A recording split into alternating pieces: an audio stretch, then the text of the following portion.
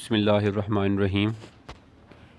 Second year physics chapter number 17 और lecture number 2 है आज का हमारा।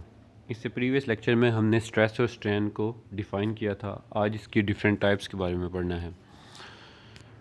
तो stress force applied on a unit area, कि अगर एक यूनिट एरिया के ऊपर फोर्स अप्लाई की जाए, उसकी शेप में, वॉल्यूम में या लेंथ में चेंजिंग आए, उसको बोलते हैं स्ट्रेस। स्ट्रेस का जो एसआई यूनिट है ये न्यूटन पर स्क्वायर मीटर है, यानी फोर्स का यूनिट न्यूटन होगा और एरिया का स्क्वायर मीटर, तो ये न्यूटन पर स्क्वायर मीटर होगा which is equal to pascal. तो अब नेक्स्ट ये है कि अगर सिर्फ लेंथ में चेंज आए तो फिर क्या बोलेंगे। स्ट्रेस में cause a change in length, volume and shape. When the stress change length it call the tensile stress.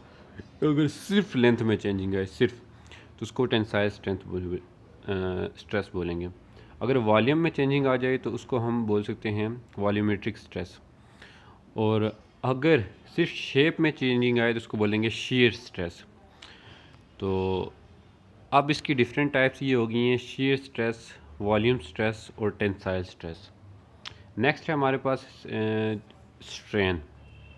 तो स्ट्रेन को हम डिफ़ाइन करते हैं कि अगर किसी भी सॉलिड के ऊपर फोर्स अप्लाई की जाए तो उसकी जो ओरिजिनल लेंथ थी उसमें चेंज आ जाए, उसको बोलते हैं स्ट्रेन। और strain is equal to change in length divided by original length.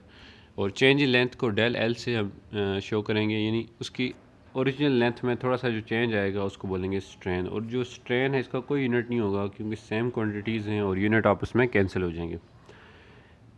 Next है हमारे पास इसकी टाइप्स के बारे में हम देखना चाहें तो क्या हो जाएगा। सेम इसी तरह है कि अगर लेंथ में चेंजिंग आ रही है तो उसको टेंसाइल स्ट्रेन बोलेंगे।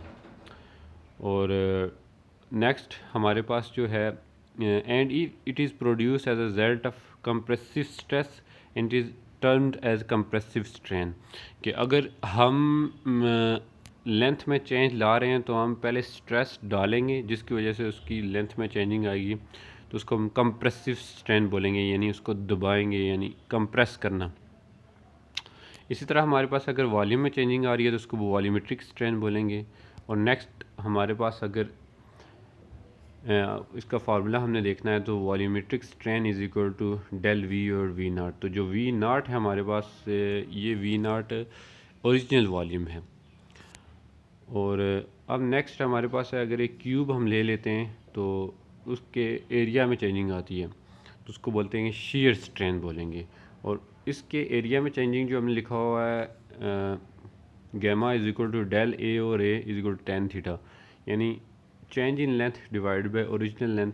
तो इसको हम अगर जैसे हम कहते हैं कि परपेंडिकुलर और बेस बोलते हैं, तो परपेंडिकुलर और base equal to tan theta होता है, तो इसलिए हम ये टेन थीटा यहाँ पे लिख सकते हैं। तो अगर बहुत कम चेंज आ रहा है दोनों के अंदर तो gamma is equal to theta हो जाएगा, यानी बहुत कम उसके चेंज आया। इलास्टिक कांस्टेंट्स इसमें है यंग मॉडुलस होता है, जिसको हम डिफ़ाइन करते हैं कि modulus of elasticity stress over strain. तो स्ट्रेस की वैल्यू अगर पुट करें, स्ट्रेन की वैल्यू पुट करें तो ये हमारे पास आ जाएगा। अगर हम लेंथ के लिहाज से पुट करेंगे तो f over a divided by del l over a, del l over l हो जाएगा। इसी तरह अगर हम वॉल्यूम में है तो उसको के से शो कर सकते हैं। इसी तरह अगर हमारे पास एरिया में है तो जी से शो कर सकते हैं। तो इसमें हमारे पास ये जो सारी चीज़ें हैं इनको हम डिफ़ाइन करेंगे। तो लिहाजा हमने दो तीन चीज़ें आज टाइप्स में पढ़ा कि हमारे पास एक टेंसाइल स्ट्रेस है, इसी तरह टेंसाइल स्ट्रेन है। वॉल्यूमेट्रिक स्ट्रेस है, इसी तरह वॉल्यूमेट्रिक स्ट्रेन भी है। और शीयर स्ट्रेस है, इसी तरह शीयर स्ट्रेन भी है। तो यहाँ तक हमारा जो लेक्चर था वो एंड हो गया। ओके।